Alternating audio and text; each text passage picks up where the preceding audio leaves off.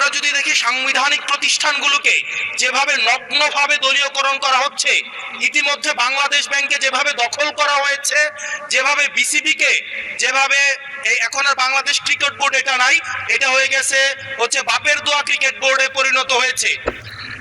এখন কিসের মধ্যে কি পান্থাবাতে কি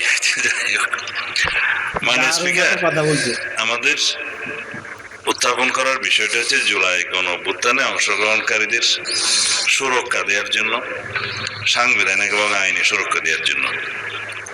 সেটা জাতীয় দাবিতে পরিণত হয়েছে, জুলাই যোদ্ধাদের দাবি ছিল। তার প্রেক্ষিতে জুলাই জাতীয় সনদ স্বাক্ষরিত হয়েছে, তার মধ্যে অঙ্গীকারনামার একটা দফা ছিল এবং সেই দফাটা পরবর্তীকালে যেদিন সই করব সেদিনও একটা আন্দোলনের প্রেক্ষিতে আমরা অনুরোধ করে ধন্যবাদ কমিশনকে